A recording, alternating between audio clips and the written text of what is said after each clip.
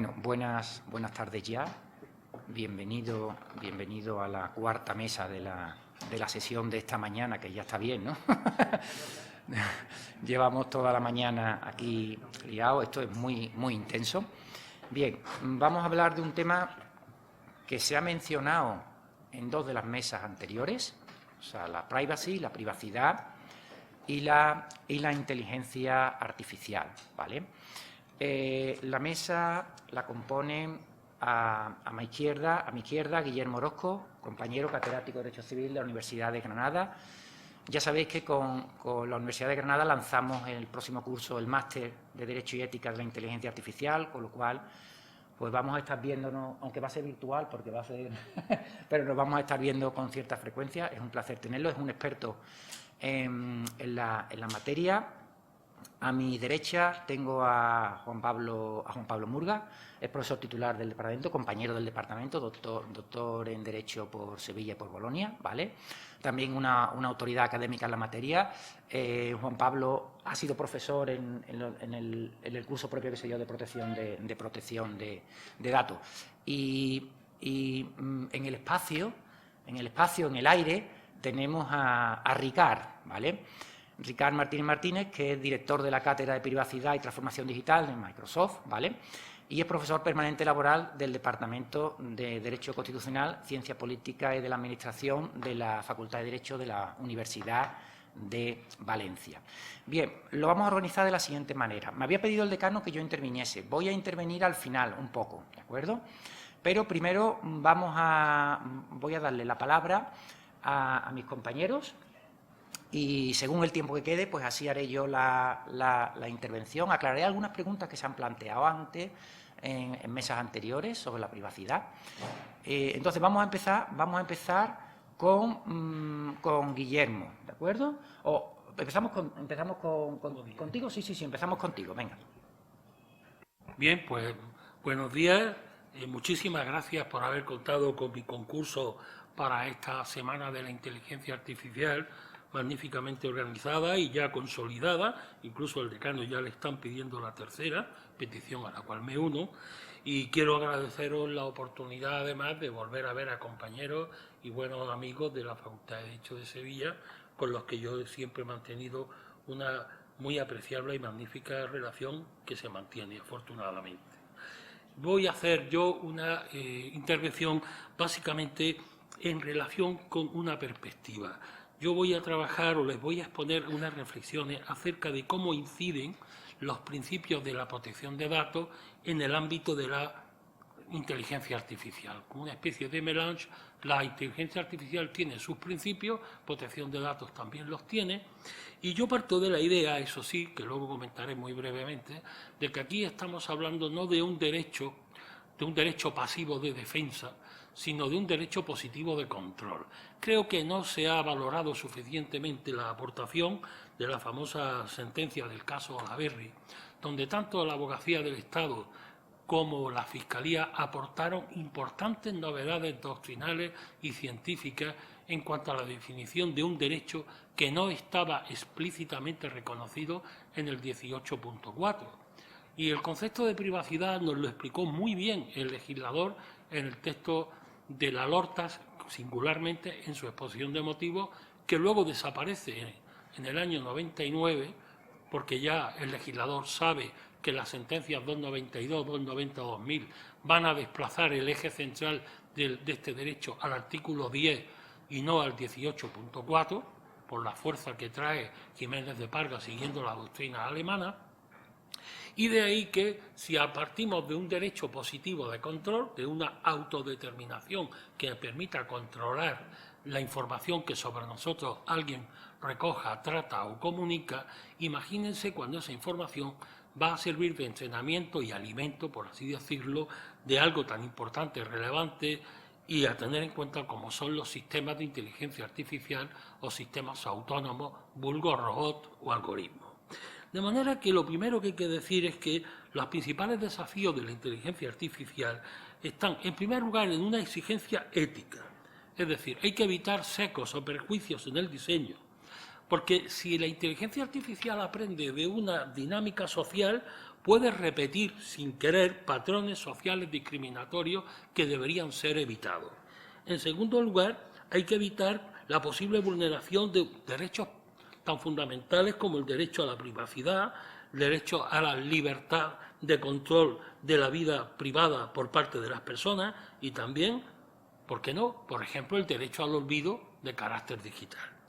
Por tanto, la falta de transparencia en el diseño del algoritmo, en el tratamiento de la información aportada y en la información de salida o en la ausencia de tal información de salida o una decisión automatizada puede enseñar un peligro relevante. Los algoritmos diseñados sin supervisión humana y basados en patrones que pueden estar sesgados o discriminatorios, que prejuzgan conductas, actitudes o características de las personas afectadas por ello, pueden ser un instrumento de poder y un instrumento de gestión realmente peligroso. Falta, además, una empatía entre las emociones y sentimientos humanos con el algoritmo. Efectivamente, hoy por hoy hay algoritmos ya que son capaces de detectar emociones, pero no empatizan. Incluso ya se está hablando de la robótica tenebrosa, es decir, esa similitud entre el robot humanoide, que ya no distinguimos muchas veces en la realidad virtual de las personas reales, están creando una cierta inquietud en los grupos sociales. Por lo demás, hay que decir que los tecnólogos siempre han pensado que la solución que podemos aportar los juristas es siempre una ley. Y miren, dice Tomás de Lempierre que la ley no es un panóptico que pueda resolver todos los problemas. Para eso estamos las personas. Yo hace poco en Canadá, al hablar de responsabilidad civil, decía que no se necesita tanto una nueva ley de responsabilidad civil como estudiarse bien el Código Civil y la doctrina jurisprudencial y científica asentada sobre sus preceptos. Aquí, por tanto, estas exigencias de ética y de respeto a los derechos fundamentales hace que la inteligencia artificial en su desarrollo se deba basar ¿en qué? En principios y valores socialmente compartidos. Por tanto, hay que plantear una inteligencia artificial accesible y equitativa, de manera que la aplicación de los modelos de inteligencia artificial no suponga una nueva brecha tecnológica. Nos recuerdan algunos autores cómo la nueva revolución, la que llaman ya ellos la cuarta revolución industrial, debe de evitar lo que sucedió con la tercera, que al dejar fuera a un sector importante de la población provocó movimientos de rechazo y la situación o la creación de una clase obrera que tuvo que crear sindicatos y de movimientos ideológicos que crearon doctrinas políticas totalitarias por el miedo precisamente a quedar excluidos de esta revolución. Por tanto, tiene que ser una revolución que cuente con todo, participativa. En cuanto a la privacidad, no voy a entrar aquí a definir el concepto de privacidad, nos llevaría muchas horas, pero sí hay que decir que los principios que regulan toda la dinámica de la protección de datos tienen perfecta aplicación en el campo de la inteligencia artificial. Es decir, tenemos que hacer diseños basados en políticas claras, seguras, impedir accesos no utilizados o aplicaciones de la tecnología de inteligencia artificial no consentidas y, por supuesto, respetarse todos los derechos instrumentales sintonizados al contexto de la IA, como por ejemplo el derecho de oposición o el derecho al olvido. En la base de todas este tipo de políticas tienen que garantizar un uso abierto, accesible y equitativo de la inteligencia artificial y, como veré al final, una responsabilidad proactiva y no meramente una responsabilidad pasiva o de indemnizatoria. Por tanto, en esta automatización de procesos hay que tener muy presente que los bienes jurídicos comprometidos no son solo la privacidad, son las libertades y el principio y el derecho a la igualdad y no discriminación de las personas y el derecho de acceso a la cultura, a la ciencia y a la aplicación de las nuevas tecnologías en condiciones de igualdad, libertad y dignidad. Por tanto, uno de los riesgos que debemos tener presentes es el cambio de paradigma cuando nosotros nos encontramos con que ni estamos exclusivamente en el derecho negativo de exclusión, que era la intimidad, ni en el derecho positivo de control, que es la privacidad, sino también hay un nuevo concepto que puso de relieve la psicóloga Paula Sibilia, la extimidad. Es decir, cómo la intimidad se ha convertido en un espectáculo definitorio en el ámbito de las redes sociales. Pero como dice el maestro Rodotà, el que las personas expongan sus opiniones políticas, sus filias y sus fobias en cualquier ambiente, sus aficiones, no significan que estén autorizadas a que esa información sea recogida y tratada. Sin embargo, hoy, como ustedes saben, en el seno de las redes sociales hay muchísima información personal que los youtubers, los influencers, los jóvenes están facilitando y hacen de su intimidad un espectáculo. De ahí que el concepto de Jacques Lacan de intimidad, Paula Sibilia lo haya llevado a este ámbito. Y este es un nuevo riesgo, la pérdida de control sobre la información privada que las personas están colocando en las redes y que son adecuadas y necesariamente analizadas por los algoritmos y sirven para categorización de personas y para adopción de decisiones. ¿Cuáles serían los principios que como civilista yo entiendo debemos sintonizar? El principio de buena fe y lealtad y el principio de explicabilidad.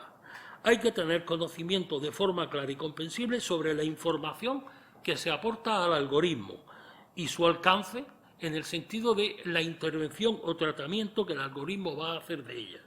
Por tanto, la base jurídica que fundamente la intervención de un sistema autónomo de inteligencia artificial ha de ser justa, lícita, adecuada y proporcionada en relación con la finalidad declarada para su aplicación. Transparencia. Ha de facilitarse información clara y comprensible en la generación de los algoritmos, en la elaboración de los perfiles, así como en la elaboración de la información de entrada y, por supuesto, de la información de salida o en la que fundamenta una decisión automatizada. El derecho a la motivación de las resoluciones judiciales tiene plena aplicación en el derecho a la motivación en las decisiones automatizadas. Por otra parte, el principio de limitación de la finalidad.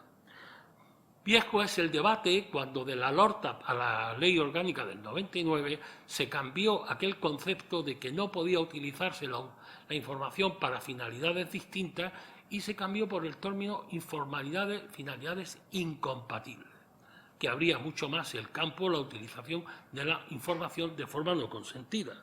Por tanto, esta información debe ser explícita, ha de ser inequívoca, esta información ha de ser legítima, supone la existencia de un interés lícito, supone el respeto a la normativa tuitiva de los derechos del sujeto y el respeto a la buena fe y a la lealtad en el desempeño de las relaciones jurídicas. No puede destinarse, por tanto, a mi entender, a objetivos no solo incompatibles, objetivos que pueden ser perjudiciales para el afectado al desviarse de la finalidad original para la que él prestó su consentimiento o la ley le dio cobertura. De manera que elaborar perfiles discriminatorios, adoptar decisiones automatizadas perjudiciales o basadas en sesgos ignorados o, peor aún, erróneos que el afectado ignora, no puede tampoco ser admitido en derecho. Por otra parte, el principio de minimización de datos. Bueno, han de ser adecuados, pertinentes y limitarse a los fines del tratamiento para la generación o aplicación del sistema autónomo. ¿Cuál es el riesgo? El diseño, entrenamiento y aprendizaje de la inteligencia ha de ponderarse siempre los intereses en juego, ya que la carencia o la presencia o el tratamiento del dato puede afectar al rendimiento, la exactitud, la veracidad o incluso la licitud de la información de salida o la decisión automatizada. Por tanto, será clave que el aprendizaje automático no supervisado no permita que el propio algoritmo decida la finalidad y el uso que va a hacer de esa información que suministra o que genera. Tengan en cuenta que hoy por hoy la censura en las redes sociales es mucho más potente que la censura medieval que nosotros padecíamos en las imprentas en base a la Inquisición o los privilegios de impresión. En cuanto al principio de exactitud, los datos utilizados en las distintas fases de aplicación de la inteligencia artificial deben ser actualizados, veraces y responder exactamente a la situación real del sujeto, lo cual implica, y esto quiero dejarlo muy claro a mi entender, un deber de diligencia técnica y de diligencia ética. Por tanto, no es ya ni una obligación de medios ni una obligación de resultados. Estamos en una melange entre las normas técnicas y la lex artis como principio de calidad científica, técnica y ética. Por tanto, esto obliga al responsable a modificar, rectificar, borrar o bloquear datos inexactos, obsoletos o excesivos en la utilización o aplicación de sistemas de inteligencia artificial. La IA debe entrenarse con datos de calidad y ello supone una garantía técnica y a la vez jurídica impuesta al responsable del tratamiento en las distintas fases o en la aplicación del sistema. El diseño, entrenamiento y actuación del algoritmo debe de realizarse siempre con datos fiables, relevantes y precisos, que originan la información de salida o su ausencia, como dice el Tribunal Superior, hoy fundamentan la decisión automatizada. Así lo dice el Reglamento de Protección de Datos en su artículo 10. Es decir, para evitar un impacto negativo en los derechos fundamentales de las personas o resultados discriminatorios por la aplicación de la IA, ésta debe trabajar siempre con datos de calidad y exactitud en el ámbito de lo jurídico, en el ámbito de lo técnico y en el ámbito de la veracidad. En cuanto a la limitación del plazo de conservación, este es muy relevante. ¿Por qué? Porque la IA es muy capaz de reconstruir y, además, relacionar y levantar la anonimización de datos que se utilizaron para entrenar al algoritmo, y los principios de responsabilidad nos llevan a una responsabilidad proactiva. Por tanto, aquí, y esto lo ha dicho el Tribunal Superior de Justicia del Tribunal de la Unión Europea, aplicando el artículo 35 del Reglamento de Protección de Datos, estamos ante un requerimiento muy importante. La responsabilidad proactiva implica deberes activos de diligencia, previsión y minimización de riesgos. Por tanto, los estudios de impacto son fundamentales y serán uno de los elementos a tener en cuenta en orden al sistema de responsabilidad. Como esta tarde se va a hablar de responsabilidad civil, yo me abstengo de seguir con este tema, pero sí les voy a decir al final las dos opciones que cabe plantear. Por un lado, lo que se llama el aprendizaje aislado. Es decir, en este caso, el modelo de inteligencia artificial se entrena en lo que se llama un entorno local, un entorno en el que no se externalizan los datos. Por ejemplo, cuando se trabaja con un dispositivo del interesado. Pero ahora hay otro concepto que se está aplicando, se empezó en Estados Unidos, que es la llamada privacidad diferencial. En este caso se añade lo que se llama ruido estadístico a los datos en la fase de entrenamiento y la fase final del modelo de inteligencia artificial. De manera que éste no memoriza datos personales concretos identificativos de un sujeto. Se aplica ya en los datos iniciales o en los datos de salida, lo que, aplicado a este sistema, hace que no se puedan vincular a los individuos que lo facilitaron. Por tanto, son un conjunto de técnicas matemáticas que permiten analizar a los datos, manteniendo siempre la privacidad de estos, por lo que una vez que se aplican estas técnicas de privacidad diferencial, podemos obtener información útil de ese conjunto de datos, pero no se puede levantar la anonimización. Los datos sirven para un marco de trabajo positivo para la inteligencia artificial, pero se acaban con los riesgos de reidentificación de los sujetos y de vulneración del derecho a la anonimización. Por tanto, yo creo que la inteligencia artificial es algo positivo. Y recuerdo una frase de hace muchos años del maestro Stefano Rodotà, que hablaba a los políticos y a los gestores de lo público o de lo privado de que la facilidad que las nuevas tecnologías dan a ellos en cuanto a la gestión de intereses públicos o privados no debe ser engañosa.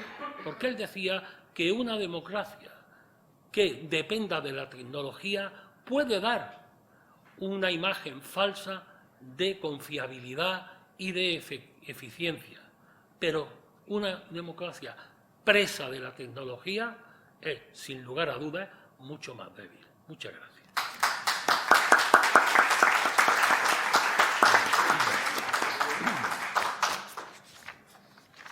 Muchísimas gracias, Guillermo, por la presentación, que es la que nos sirve un poco para enmarcar el problema de la privacidad y su relación con la inteligencia artificial. Y ahora tenemos las dos siguientes intervenciones, van a ser aplicaciones concretas, una en el sector médico, datos médicos, y otra en el sector crediticio, perfiles crediticios. No sé, Juan Pablo, empieza tú si quieres. Habíamos acordado 15 o 20 minutos, ¿vale? Venga, adelante.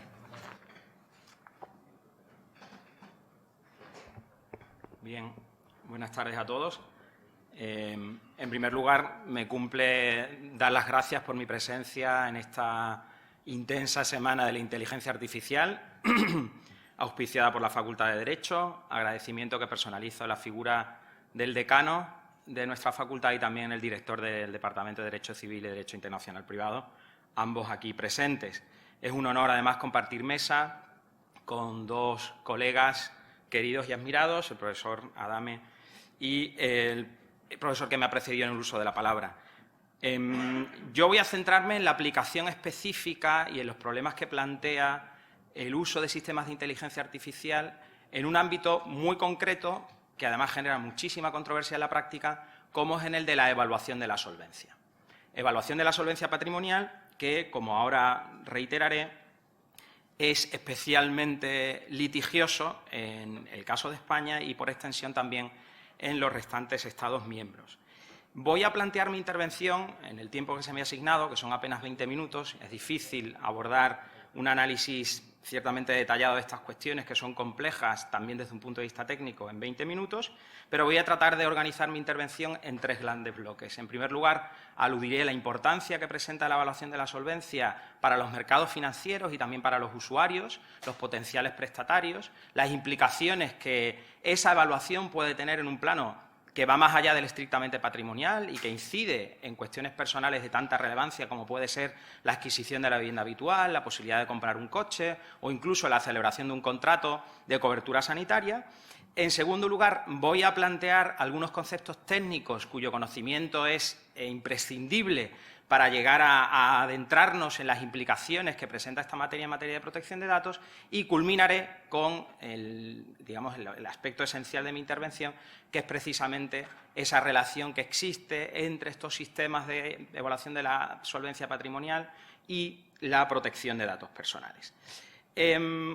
Comenzando con el primer bloque. Los procesos de evaluación de la solvencia, como todos ustedes pueden imaginarse, no son novedosos, ni mucho menos, vienen llevándose a cabo desde antiguo, si bien los instrumentos que se emplean para llevar a cabo esos procesos han cambiado extraordinariamente, sobre todo al hilo de los avances tecnológicos. La evaluación de la solvencia es una obligación debida de todo eventual prestamista. Lo primero que tiene uno que plantearse si decide prestar dinero es la capacidad que tenga el prestatario de devolverla. Esto parece algo bastante elemental. Como les decía también antes, es una materia que presenta una extraordinaria importancia para los prestamistas, para los mercados financieros y también para los prestatarios. Desde la óptica de los prestamistas y de los mercados financieros, una adecuada evaluación de la solvencia da lugar a una concesión responsable del crédito. Tengan en cuenta que la crisis económica que padecimos señaladamente en España a partir del año 2008, entre otras razones, se debió a una concesión irresponsable del crédito. Esto es, a una evaluación de la solvencia que no se ajustaba a los cánones que dan lugar a una concesión del crédito con una mínima dosis de responsabilidad. Esto es lo que explica que a nivel europeo pues, haya dos directivas, la de crédito al consumo y la de crédito hipotecario, que hayan establecido el deber imperativo de efectuar una evaluación de la solvencia y una concesión responsable de créditos. Estas directivas, en el caso de España, han sido objeto de transposición por distintas leyes. Hago alusión a estos efectos a la última, a la Ley 5/2019 de Contrato de Crédito Inmobiliario, donde en el artículo 11 se dispone expresamente que los prestamistas deben evaluar en profundidad la solvencia del potencial prestatario, fiador o garante, antes de celebrar un contrato de préstamo. Esto por lo que hace a los mercados financieros. Desde la óptica de los prestatarios es una materia especialmente sensible. El hecho de que me concedan o no un préstamo y las condiciones en que se me vaya a conceder es algo elemental para todo prestatario que se precie, sobre todo en una economía como la nuestra, basada en el capital, basada en definitiva en el acceso al crédito. Les pondré algunos ejemplos bastante llamativos extraídos de la práctica jurisprudencial e incluso aludiré a mi propio ejemplo personal cuando tuve que contratar el préstamo con garantía hipotecaria, donde tuve la posibilidad de intervenir en una decisión que era automatizada y que dejó de serlo para un feliz final. En mi caso, no todo el mundo tiene esa suerte, yo tuve la posibilidad de intervenir y de decir algo y de contravenir lo que decía la máquina. Desde el punto de vista de los conceptos técnicos, hay varios conceptos que son elementales. En primer lugar, sistema de información crediticia. ¿Qué son los sistemas de información crediticia? Bueno, los sistemas de información crediticia, que también se conocen como bureaus de crédito o credit registries, son ficheros o bases de datos que suministran, en definitiva, información acerca de la solvencia de personas físicas o jurídicas para así evaluar su riesgo de crédito. Nosotros en esta ponencia nos centramos en las personas físicas, que son las únicas titulares, como ustedes saben, del derecho fundamental a la protección de datos personales. Tengan en cuenta que estos sistemas de información crediticia, con el paso del tiempo, han sustituido el rol de los expertos de las entidades crediticias que se encargaban y que se ocupaban de efectuar esos procesos de evaluación de la solvencia. Procesos de evaluación que tradicionalmente se realizaban sobre la base de la información que proporcionaba el cliente, sobre la base del historial que tenía ese cliente con la entidad financiera. Pues todo esto ha cambiado extraordinariamente y estos sistemas han sustituido a esos expertos tradicionales. Estos sistemas, a su vez, pueden ser de dos tipos, pueden ser públicos o privados.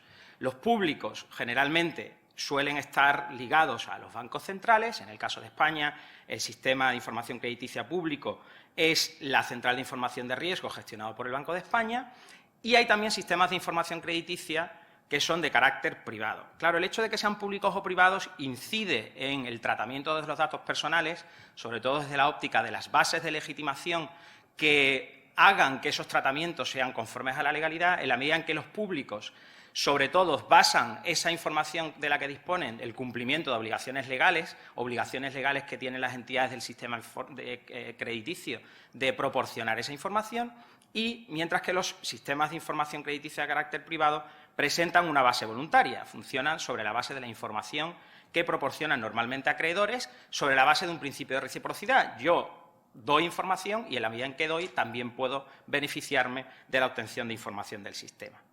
El régimen jurídico de estos sistemas de información crediticia, a pesar de que estamos en un mercado único europeo, curiosamente, no se regula en el Reglamento General de Protección de Datos. El Reglamento General de Protección de Datos omite toda referencia a estos sistemas de información crediticia, de ahí que sean los respectivos Estados miembros los que, a través de sus legislaciones nacionales, regulen esta materia. Esto es algo que se critica extraordinariamente.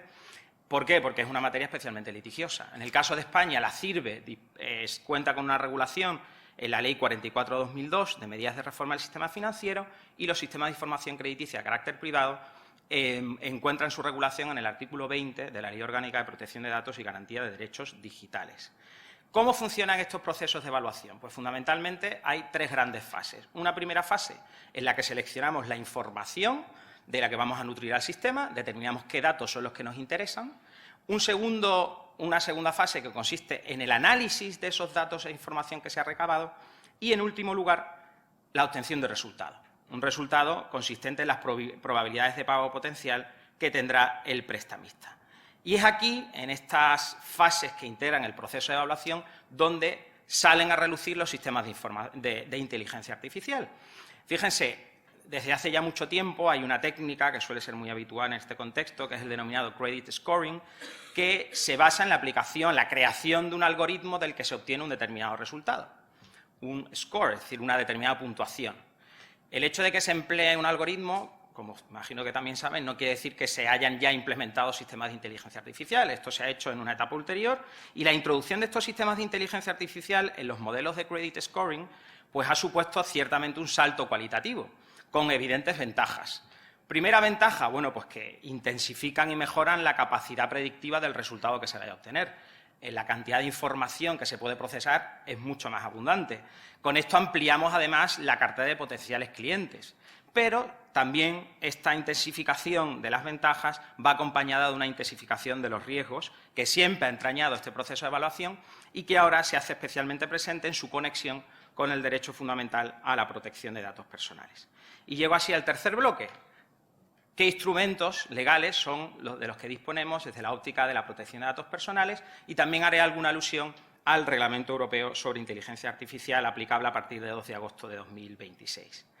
Por lo que respecta a la protección de datos personales, la primera cuestión que tenemos que dilucidar es qué concretos datos son los que son objeto de tratamiento. Bueno, aquí hay dos categorías de datos. Los datos que podríamos calificar como tradicionales y los no tradicionales. Los tradicionales son los estrictamente patrimoniales. Y en esto la propia Ley 5/2019 de contratos de crédito inmobiliario nos da una pista. El propio artículo 11, al que aludí al comienzo, donde se impone esa necesidad de tener que efectuar un proceso de evaluación de la solvencia, habla, entre otros, de la situación de empleo, ingresos presentes, los previsibles durante la vida del préstamo, activos en propiedad, ahorro, gastos fijos, compromisos ya asumidos. Se toma en consideración, en función de la edad que uno tenga, obviamente, los ingresos que uno sea previsible que vaya a obtener tras la jubilación. En definitiva, datos todos relacionados con la esfera patrimonial del sujeto. ¿Qué sucede? Bueno, pues que con la introducción de los sistemas de inteligencia artificial ampliamos el espectro de datos que se toman en consideración y comienzan a manejarse los denominados, bajo la terminología anglosajona, non-traditional data, donde incluimos datos que van más allá de la esfera patrimonial. Y ahí es donde se analiza, por ejemplo, el dispositivo que uno emplee para la solicitud del crédito. No es lo mismo solicitar eventualmente el crédito con una aplicación en un iPhone 15 que hacerlo en otro dispositivo, el sistema operativo que se pueda llegar a emplear, los contactos que uno tenga en redes sociales, determinando el nivel socioeconómico al que pertenezcan esos contactos. Se llega incluso a analizar la rapidez con la que el usuario transite en la página web donde se informa de las condiciones del contrato, si vive en un barrio humilde, si uno compra en supermercados en los que suelen comprar personas con bajos ingresos. Y traigo a relucir un caso especialmente curioso que se dio en Estados Unidos. Un señor que tenía una tarjeta de crédito con un crédito de $10.800, de un día para otro ve reducido su crédito a 3.800. La situación patrimonial de este señor no cambió en nada. Era un empresario de éxito, tenía una vivienda en propiedad, tenía un historial de pagos impoluto y American Express, que fue la entidad que le rebajó tan ostensiblemente el crédito, pues justificó esa rebaja en el hecho de que en el historial de compras de este señor se apreciaba que había comprado en supermercados en los que compraban clientes con historiales de pago mediocres. Esto es un riesgo evidente que puede derivarse del empleo de estos datos, entre los que pueden incluirse categorías especiales de datos. Tengamos en cuenta que hay determinados datos que, conforme a la normativa de protección de datos, están sujetos a un régimen especial por razón de la especial sensibilidad que presentan. Y ahí también traigo a relucir los datos sanitarios. Si nos fijamos en la normativa de protección de datos personales, ¿qué instrumentos son los que nos pueden llegar a servir para atajar estos riesgos que presenta el empleo de estos sistemas de inteligencia artificial? No tengo tiempo de adentrarme en todos ellos. Voy a aludir a los que, a mi juicio, presentan una naturaleza esencial en este contexto. En primer lugar, podríamos señalar el principio de limitación de la finalidad, a la que ya se ha aludido anteriormente, consagrado en el artículo 5.1b. Este principio lo que viene a determinar es la necesidad de que haya una compatibilidad entre la finalidad inicial que uno persiga al iniciar el tratamiento de los datos personales y la finalidad posterior que se persiga con dicho tratamiento. Como ustedes pueden imaginarse, el hecho de emplear estos datos no patrimoniales a los que he aludido difícilmente encaja con este principio de limitación de la finalidad, porque parece que no existe esa compatibilidad entre el dato que inicialmente se recabó y la finalidad que inicialmente se perseguía cuando se recabó y la finalidad posterior. Esto además se enfatiza con otro principio rector, el principio de minimización de datos, conforme al cual el responsable únicamente debe recabar los datos que sean estrictamente necesarios para la finalidad que se persigue. Todo ello pues, pone en cuestión la licitud del tratamiento de esos otros datos adicionales que propician la integración de los sistemas de inteligencia artificial. Hay otro principio al que también se ha aludido, que presenta una extraordinaria importancia en esta materia, como es el principio de transparencia. Es un principio muy sonado, que se emplea en muchos ámbitos, en el ámbito de la protección de datos también, y yo siempre que suelo explicar este principio suelo hacer hincapié en la idea de que cuando hablamos de transparencia no nos estamos fijando en el qué es sobre lo que tenemos que informar, sino en el cómo ha de informarse. Esa información tiene que ser lo más accesible y comprensiblemente posible para el usuario. Muchas gracias. En el caso de los datos de carácter personal que tengan que ver con la evaluación de la solvencia y el hecho de que se integre en sistemas de inteligencia artificial, si aplicamos este principio de transparencia, esto se tiene que traducir en que el usuario tiene que ser conocedor de los datos específicos que se están manejando y de la lógica que hay detrás de ese resultado definitivo que les llegue a pronunciarse sobre el hecho de darte crédito o no y en qué condiciones. Tengan en cuenta, además, que el reglamento sobre inteligencia artificial califica a los sistemas de información crediticia como sistemas de inteligencia artificial de alto riesgo, lo cual supone una aplicación de una serie de exigencias adicionales que inciden mucho en el dar a conocer precisamente la lógica que hay detrás de ese razonamiento que se lleva a cabo por parte del sistema. Por otra parte, tenemos el principio de licitud, un principio básico conforme al cual todo tratamiento tiene que estar amparado en una base de legitimación de las enumeradas en el Reglamento General de Protección de Datos.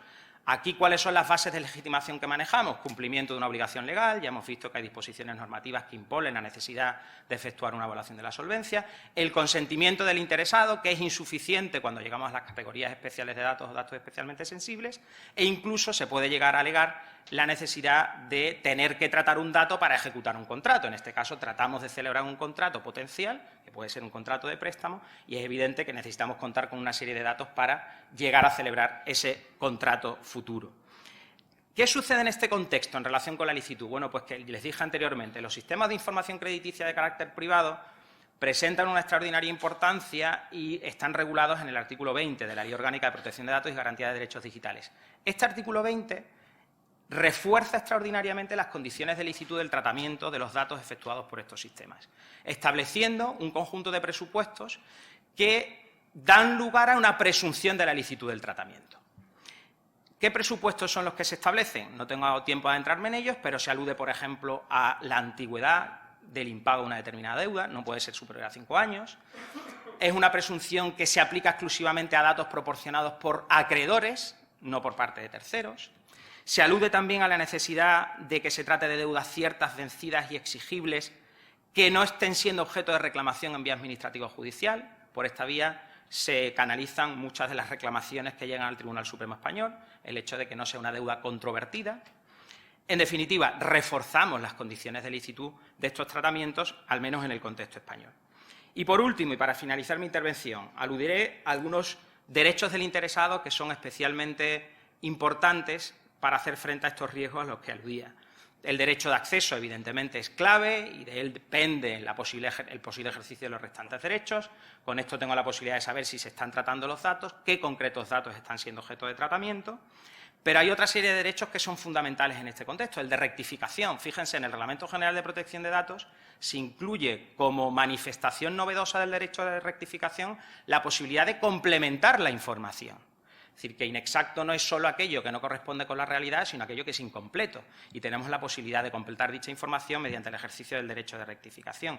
El derecho al olvido, que en este caso pues, tiene que ver con situaciones quizá relativas a mi historial de pagos que precisamente por el paso del tiempo se entienda que sean no pertinentes y, por tanto, tenga que dar lugar a la supresión o exclusión de su tratamiento. Y, por último, y esto conecto con el caso que les decía que yo mismo experimenté en mis propias carnes, la posibilidad de oponerme a decisiones automatizadas. Esta es una novedad que se introduce en el artículo 22 del Reglamento General de Protección de Datos. Es una manifestación del clásico derecho de oposición que nunca se ha llegado a entender bien ni a utilizar extraordinariamente, aplicado al ámbito de las decisiones automatizadas.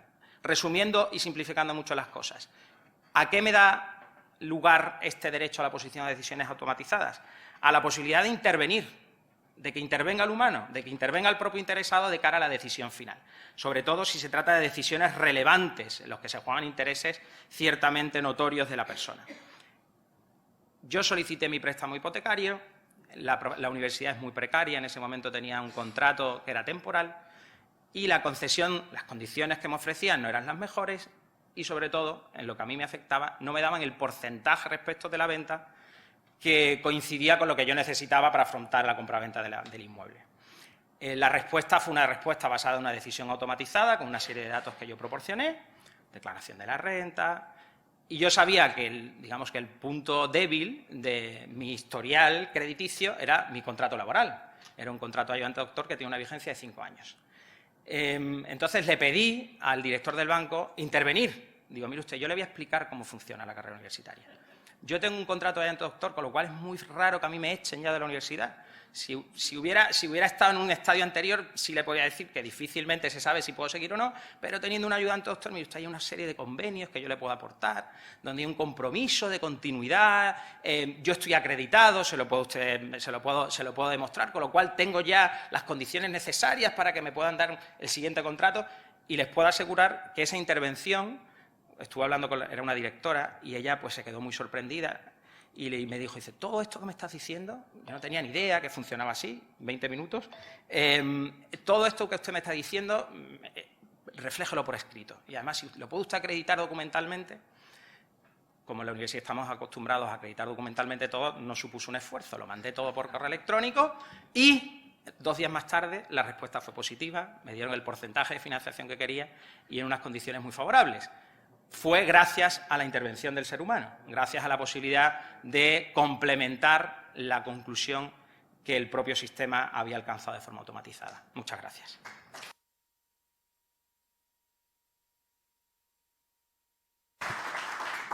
Querido Juan Pablo, es muy triste ver cómo las jóvenes y brillantes promesas del derecho civil son maltratadas por los algoritmos. Pero ha demostrado que se encontraron con la horma de sus zapatos. Bueno, ahora vamos a hablar con Ricard Martínez, que se tiene que manifestar de alguna manera. ¿Qué hay que hacer?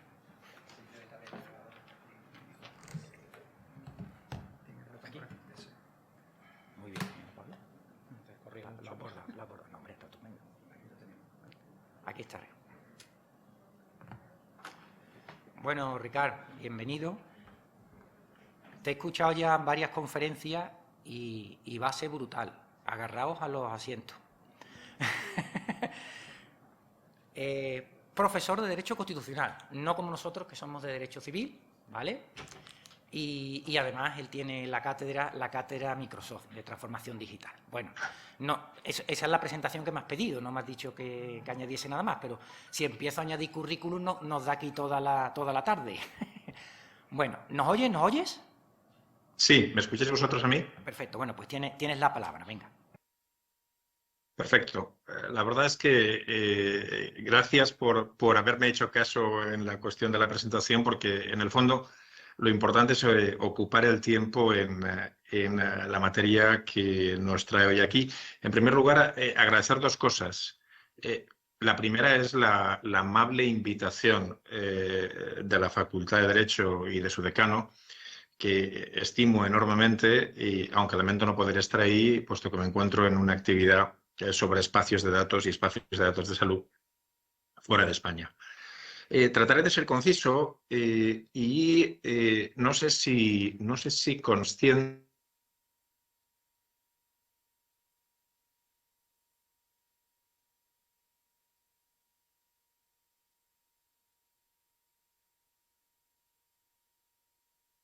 Estos son los gajes del directo.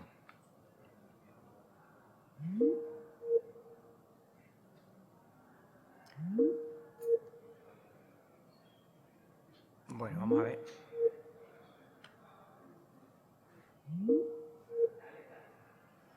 No, pero ahora. Hola. Ahora. Creo que me habéis recuperado ahora, ¿verdad? Sí. A ver si tenemos suerte y se mantiene la conexión, porque depende de la conexión del Congreso. Decía, y trataré de ir muy rápido, creo que mi intervención, después de haber agradecido a la Facultad y a su decano la confianza, va a ser particularmente distinta partiendo de una premisa. Usualmente, desde el punto de vista de nuestra formación jurídica, yo creo que nos educan, y no hace mal, para prevenir patologías. De ahí que usualmente cuando enfrentamos cuestiones como privacidad, protección de datos, tecnología, inteligencia artificial, nos preocupa la gestión del riesgo, es decir, del eventual daño que se puede producir en la esfera de derechos de una persona. Sin embargo, a mí me ha tocado la parte amable de esta conferencia, porque yo estoy trabajando en el espacio europeo de datos de salud y esta es la parte positiva. Nosotros trabajamos para promover el bien común. Y en este sentido, no está de menos recordar un hecho esencial. Y es que la mayor parte de normas que se han dictado en materia de protección de datos, la Directiva 95/46, el Reglamento General de Protección de Datos, pero también el conjunto de normas que están apareciendo ahora, y me refiero al Data Governance Act, Data Act, la Ley de Inteligencia Artificial, apuntan también a un elemento común. Y la futura Ley del Espacio Europeo de Datos Sanitarios, que probablemente en breve se publicará en el boletín. Todas ellas apuntan a la necesidad de usar o de reutilizar los datos para el bien común. Es decir, la utilización de datos ha sufrido una transición muy interesante que va desde la reactividad defensiva de los años 70 hasta las primeras décadas de este siglo y obliga ahora a compatibilizar dos visiones. Una tiene que ver con las lecciones aprendidas durante el periodo de las redes sociales que Guillermo ha subrayado con enorme intensidad. Esa lección aprendida se ha trasladado de modo muy intenso al Reglamento General de Protección de Datos, se ha trasladado también de manera preventiva a la norma sobre inteligencia artificial y también al Reglamento sobre servicios digitales, a través de mecanismos de enforcement de alto nivel, con un, digámoslo así, alto grado de disuasión sancionadora y tratando de acotar el territorio para los malos usos de la tecnología.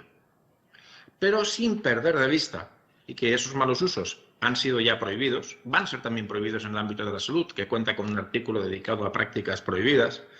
Y la cuestión es plantearse cómo vamos a enfocar ese uso de los datos para el bien común. Un uso de los datos para el bien común en el que, debo decir con sinceridad, en el ámbito de la salud, fracasamos durante la pandemia. En la pandemia no compartimos los datos suficientes. Yo que estuve en proyectos de investigación, fue una pesadilla conseguir compartición de datos eficiente para la investigación, aunque se consiguió. Del mismo modo que la gestión de datos en trazabilidad de contactos se demoró meses y meses, sin que las autoridades de protección de datos ofrecieran una solución funcional y sin que la famosa Contact Tracing Application, la aplicación de trazabilidad, fuese al final una...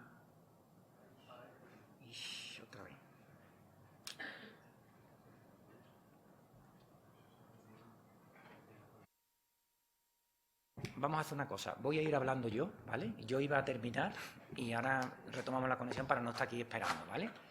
Bueno, vamos a ver. Yo había puesto el nombre de la mesa, se iba a llamar Privacy e Inteligencia. Hola, disculpad. ¿Me escucháis ya? Sí, perdón. ¿Me escucháis? Sí, un momentito. ¿Me escucháis, por favor? Sí, Ricard, te escuchamos. Vale. He cambiado a mi propio teléfono a ver si mi teléfono funciona mejor que la conexión que me proporcionan estos señores. Así que voy a probar incluso sin imagen, lamentablemente para la audiencia, para asegurar la conectividad y disculpad, pero voy a deciros algo sorprendente.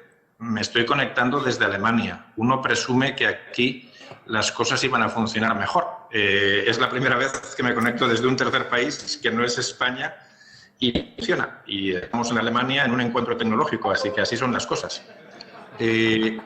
Procuraré ser muy rápido para asegurar que esto sigue funcionando. Decía, somos educados en la patología. B, la mayor parte de normativa apuestan por la utilización de los datos al servicio del bien común. C, desde el punto de vista o de la perspectiva de nuestra experiencia en el ámbito de COVID, pudimos hacer las cosas bastante mejor. Todas las normativas que apuntan desde el ámbito de la salud, pero también desde otros ámbitos a la inteligencia artificial, tienen un conjunto de elementos comunes en términos de garantías que es necesario subrayar. El primero es el llamado Human-Centric Approach. Lo ha destacado Guillermo. Es decir, los derechos fundamentales, la garantía de los derechos fundamentales, el control humano y la supervisión humana y la garantía de la sociedad frente a riesgos sistémicos para la democracia son un valor esencial, no solo en AI Act, también en el ámbito del Espacio Europeo de Datos de Salud.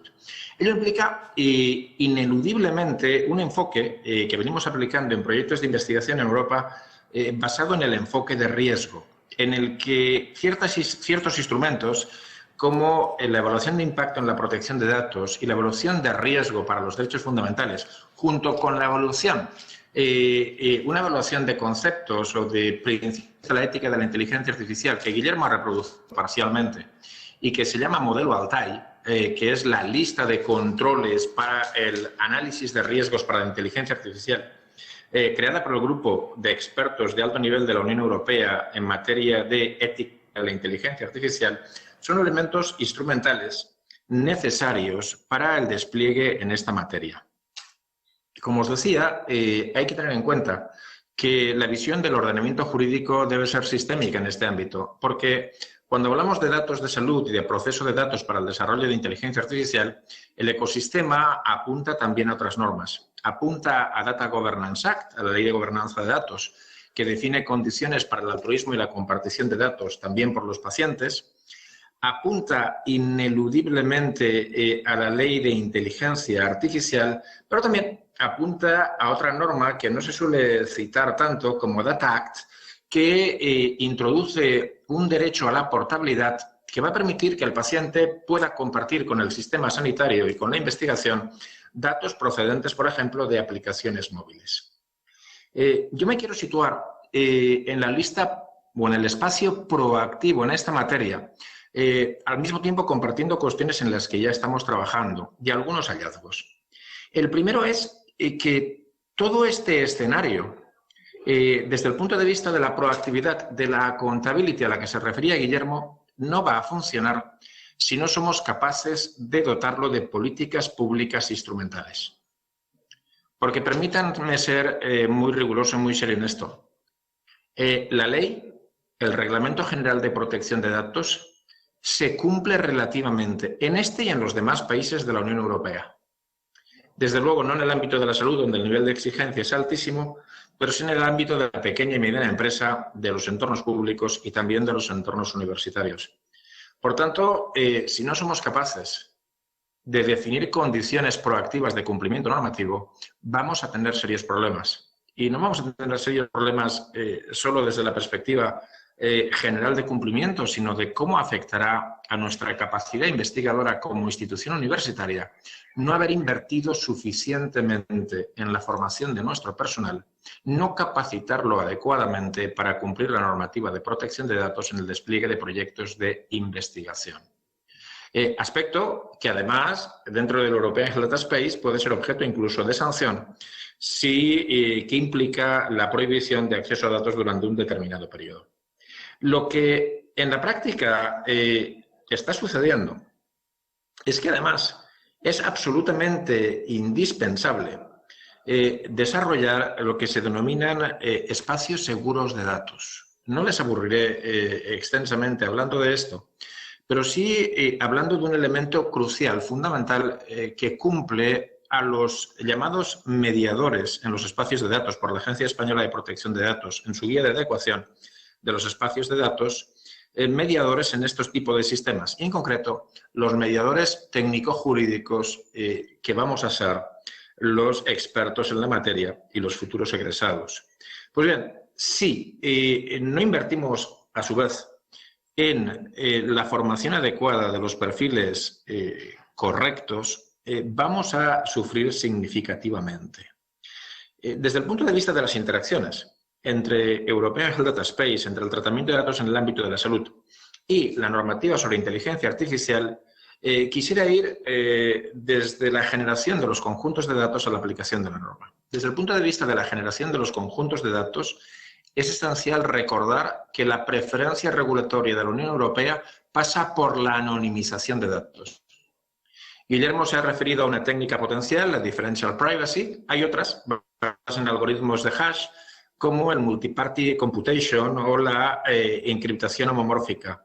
Pero al final, la anonimización va a ser un criterio esencial. Y aquí tenemos un problema. Y es que lo que piensan las autoridades de protección de datos, que es anonimización, y lo que piensa el Tribunal General de la Unión Europea sobre qué es anonimización, son cosas distintas.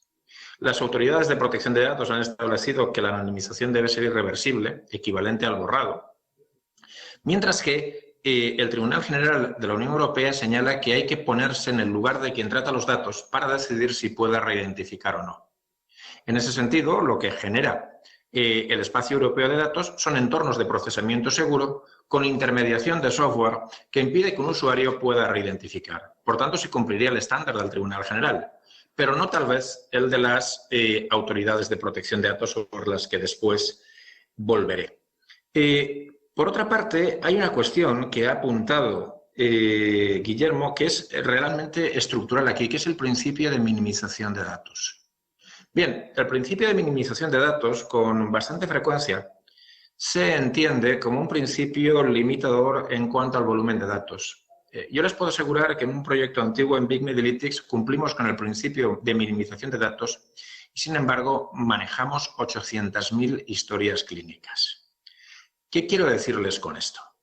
Que el principio de minimización de datos implica ajustar el volumen, las categorías, los tipos de datos a las condiciones específicas del tratamiento que voy a desarrollar. Y esto es muy relevante porque una mala interpretación de las exigencias de anonimización y del principio de minimización de datos pueden conducir a la infracción de la Ley sobre Inteligencia Artificial. ¿Por qué? Porque esta norma, cuando regula en los sistemas de alto riesgo lo que se denomina gobernanza de datos y cuando se refiere a riesgos sistémicos para un sistema, como puede ser la falta de explicabilidad o el sesgo, subraya que es necesario aquilatar los conjuntos de datos de modo que tengan el volumen adecuado, de modo que tengan la calidad necesaria y la diversidad indispensable. Por tanto, es necesario conectar ambos principios y no entender el principio de minimización de datos como un principio limitador, sino como el principio que define de manera precisa cuántos, qué tipo y bajo qué condiciones voy a utilizar los datos. Por otra parte, quiero destacar, y voy terminando con ello, cómo debemos ponernos también del lado de la tecnología como instrumento para la garantía de los derechos fundamentales. Afortunado, desgraciadamente, este es el mundo al que vamos. Y en el mundo al que vamos, desde el punto de vista de la ley reguladora del espacio europeo de datos, se nos obliga, y se nos obliga con razón, a construir espacios seguros de tratamiento. En estos espacios seguros de tratamiento, no solo la seguridad en términos de ciberseguridad, sino la trazabilidad de usos es la que va a garantizar un seguimiento preciso de las condiciones de tratamiento de los datos y del cumplimiento de la normativa. Por último, debo subrayar que la confluencia de la Ley de Inteligencia Artificial con el Espacio Europeo de Datos de Salud obliga a considerar el régimen jurídico aplicable y las garantías para la privacidad en cada uno de los escenarios. La norma viene a decir, mire, usted puede estar sencillamente investigando. En tal caso, va a ser fundamental que usted aplique los principios propios de la ética de la investigación, a los que habrá que incorporar, a mi juicio, los específicos o los principios vigentes en materia de protección de datos, junto con aquellos principios del grupo de expertos de alto nivel al que me refería. Segundo escenario, su sistema puede ser catalogado. En caso de que tu sistema pueda ser catalogado, hay algo bastante obvio. Si tu sistema es un medical device, un dispositivo médico, tu sistema será de alto riesgo. Si tu sistema está dentro del anexo 3, por ejemplo, lo vas a dedicar para el triaje en un entorno de urgencias, va a ser de nivel alto. Si tu sistema no es de nivel alto, aplicarás ciertas cautelas, como la transparencia, ciertas garantías, pero debo subrayar que el conjunto de obligaciones que se establecen para el riesgo alto son muy útiles para los demás riesgos. ¿Por qué? Porque nos obligan, como ya señalé, a la gobernanza de datos, porque nos obligan a garantizar un buen anexo documental, porque nos obligan a garantizar la seguridad y resiliencia de los sistemas de información y el paso a control humano, la intervención humana, y porque además nos aseguran o nos obligan a tener una trazabilidad, un registro de logs, un seguimiento de eventos particularmente relevantes. Y termino porque quisiera aludir a algunos elementos que ha señalado Guillermo, que creo que van a plantearnos dificultades significativas en el ámbito de la protección de datos. Él hablaba del principio de limitación de finalidad y de cómo evolucionó la legislación desde las finalidades no incompatibles a lo que en la legislación en inglés se llama further use y, por tanto, el uso para finalidades compatibles autorizadas por la ley o los usos adicionales. Una de las cuestiones que manejamos en el ámbito de la investigación en salud son los hallazgos incidentales. Un escenario potencial va a ser aquel en el que la herramienta de inteligencia artificial realice un hallazgo incidental que a su vez implique una finalidad lícita pero sobrevenida.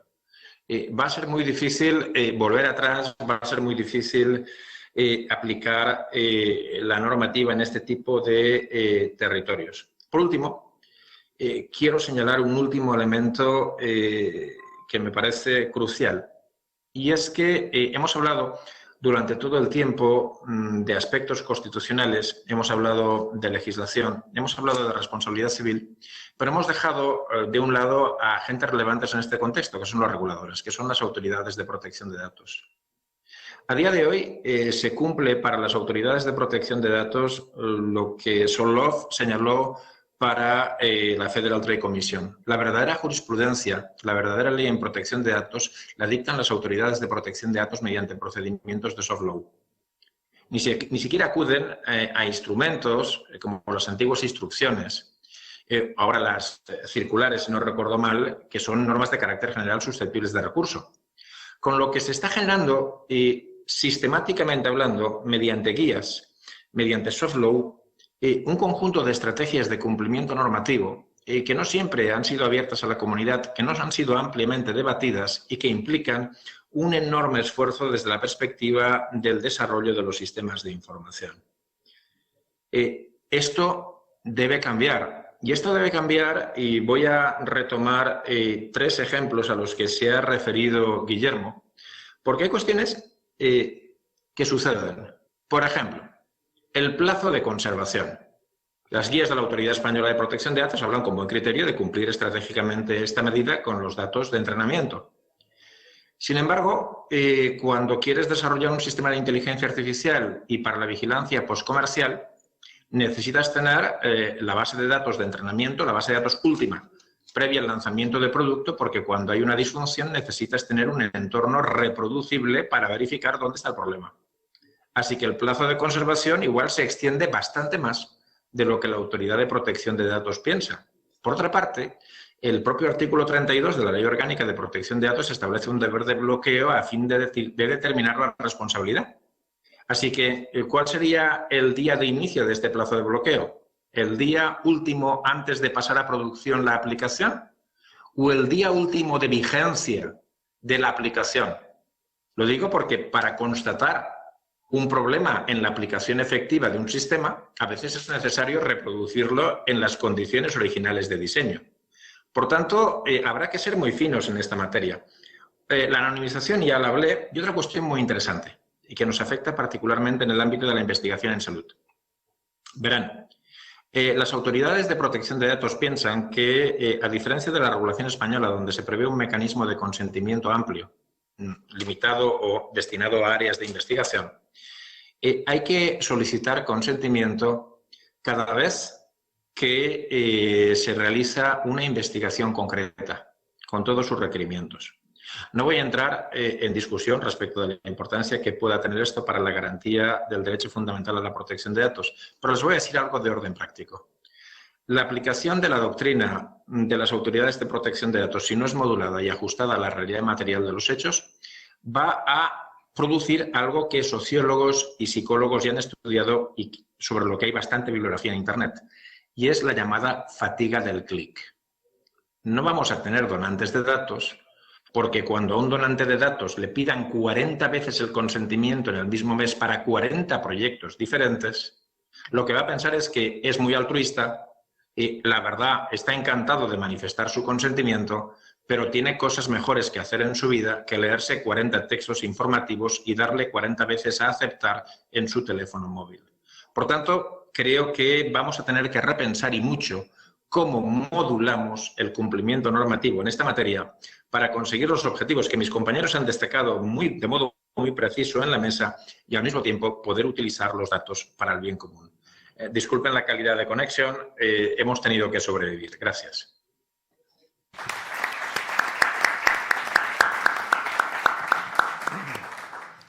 Excelente, Ricard. Yo, si me dejan ustedes, voy a hablar 5 minutos, porque la mesa la mesa se intitula Privacy y yo creo que es importante hablar de datos, pero es importante poner de relieve que la inteligencia artificial afecta a todos los derechos. Voy a maximizarlo aquí. Afecta a todos los derechos. Fijaos, estas son las formas reales de privacy. La protección de datos personales es una de las 5. Realmente lo que está pasando es que los datos lo están absorbiendo todo. Todo se está enlatando en los datos. La imagen, la representación externa, la intimidad. Y hay algo más allá que los datos. Entonces, fijaos, el tema es el siguiente. La regulación de los datos en España, y del honor, de la intimidad familiar y personal y la propia imagen, es una cosa relativamente reciente, de comienzos de los años 80 del siglo pasado. Hasta entonces, lo único que se había escrito en derecho civil sobre la materia es esto. Lo estoy poniendo porque es bidimensional, no es tridimensional. Voy a hacer mi representación topográfica. Fijaos. Y de esto, todo es literatura. Esto lo escribe José María Castán Vázquez, hijo de Castán Tobeña, y lo que hace es citar 6 sentencias del padre, del Tribunal Supremo, y habla de la protección civil al honor en la página 23. Mira, yo no me lo estoy inventando. No. Es testigo. O sea, esto no era nada. ¿Cómo se regulaba la protección? Bueno, la protección, desde el punto de vista de la jurisprudencia, era una protección extracontractual, el 1902 del Código Civil. Pero es aquí que nos vamos a comienzos de la década de los 80, la Ley de Protección al Honor, Intimidad Personal, Familiar y Propia Imagen. Ahí nos encontramos con la creación del concepto del consentimiento. Después viene la jurisprudencia del Tribunal Constitucional, que ha sido muy dañina, sobre el habeas data, porque la gente se cree que tiene derecho. Entonces, claro, tú le dices que tiene habeas data y la gente lo identifica con el habeas corpus y dice, ¡oh, tengo derecho! ¡Qué barbaridad! ¡Qué maravilla! Eres un mierda, no tienes derecho. En la economía del dato tú no tienes derecho a nada. En la economía del dato funciona por la gestión y venta de los datos. Las empresas maximizan el conocimiento que tienen de ti, lo monetizan, lo revenden. Entonces, el problema es que en toda la privacy general, no solo en los datos, ¿vale?, que es más formal, me refiero a la intimidad, a la imagen. En toda esa gran manifestación de privacy, que aquí la tenéis, he hecho un cuadro. Bueno, esto es una publicación que voy a hacer yo ahora, es evidente que esto no nos da tiempo de verlo, pero ahí tenéis todas las formas de privacy, mucho más que el dato. Entonces, hay elementos comunes y elementos diferenciales, que evidentemente no vamos a entrar en ello. Pero la inteligencia artificial ha destrozado esto, porque la inteligencia artificial se caracteriza, para entrenar los Large Language Models, los LLMs, se caracteriza en recopilar toda la información que quiera sobre tu honor, no solo sobre tus datos, sobre tu intimidad, tu voz, tu imagen, etcétera, etcétera. Fijaos, aquí esto pasó la semana pasada en Harvard. Yo lo he intentado poner. Aquí tenéis, fijaos el chaval. The information a tool collects from just a photo of your face is staggering. A ver, os explico. Esto es un señor que tiene unas gafas, las gafas de Meta, que son unas gafas de Ray-Ban perfectas, con su camarita. Le conecta la inteligencia artificial, la mete a Facebook, la mete a Instagram, que es la generación ya de los nuevos, se pasea por el campus de Harvard, esto es Harvard Square, ¿vale? Ahora vamos a ir a Harvard Station, donde está el metro, y entonces la gafa le va diciendo quién es cada uno. Y entonces el tío va saludando, ahora veréis, es interesantísimo. Estamos vulnerando. This photo is used to analyze them, and after a few seconds, their personal information pops up on your phone. Right? Oh, this is me volunteering. June Lee, right? Yeah. Oh my God. You're This photo was created. This is Va diciendo quién es cada uno. Entonces, claro, la gente se queda impresionada. Ustedes no se quedan encantados. La verdad es que para hacer relaciones públicas es una maravilla, ¿no? Que tengan las gafas y te lo vaya diciendo todo, ¿no? ¿Sí o no? Oh, hi, ma'am. Wait, Ahora el metro, esto es el metro. Betsy? Oh, okay. I think I met you through like the Cambridge Community Foundation, right? Yeah. It's great to meet you. Traba- I'm Ken. trabaja en Harvard Community, en los servicios sociales de la Universidad de Harvard. Y no se ha Do you encontrado happen nunca. to be Este a es un person working investigador on inglés. like minority stuff for like Muslims in India at all or something? Really? Are you Kashif? Yes. Oh, I've read your work before. It's super cool. I'm Anfu. Nice to meet you. Oh, I love. Anfu, get in frame. Bueno, y así sigue. Esto es un problemón. ¿Sí o no? Aquí tenéis otro ejemplo. Esto es, pues claro, esta es blanca y desgraciadamente ese blanco ahora no está de moda, pues entonces hay un programa que te cambia de color, te cambia tu imagen. Vamos, no hay ni que ir a tomar sol, fijaos. ¡Qué maravilla! Entonces, como esto hay muchísimas cosas. Entonces, ¿cómo afecta la inteligencia artificial al privacy completo, no a los datos? Bueno, pues yo he empezado a hacer un cuadro y me he salido, no me cabía. De todas las formas, deface, morphing, bueno, es que es brutal. Cuando lo publique podéis consultarlo, pero es una barbaridad. Entonces, aquí tenéis, ¿no? El New York Times, esto fue también la semana pasada, ordenó una orden de cease and desist contra una empresa, un app de Bezos, Perplexity, porque Perplexity estaba copiando todos los datos del New York Times, de la base digital. Oye, estos datos son nuestros. Y además, en el Wall Street dicen, oye, no uséis nuestro staff, ¿no? Que esto es nuestro. ¿Veis o no? Entonces, esto es inteligencia artificial y esto es utilización de privacy en concepto general. ¿Vale o no?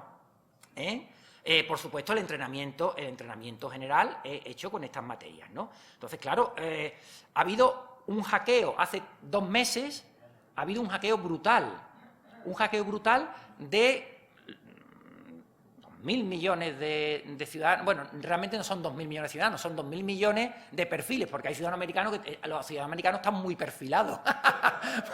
¿Vale o no? Entonces, se han robado. Pero es que ahora resulta lo curioso. Ahora, la empresa, Jericho Company, la empresa que lo hacía, estaba investigando, es una empresa que era un tío que estaba en su casa, en Florida, con 2 ordenadores Hewlett Packard de 200 euros, y el tío la que ha montado. Pero los ingresos eran varios millones de dólares. Fijaos lo que es la economía de la vulneración de la privacy. Por supuesto, se ha declarado en quiebra y ahí no va a pasar nada. Entonces, aquí el problema es ¿cuál es la solución? Bueno, por supuesto, se ha generado otro modelo de negocio, porque los Estados Unidos son muy innovadores. Ahora hay un montón de empresas que te averiguan si te han hackeado. ¿Lo veis o no?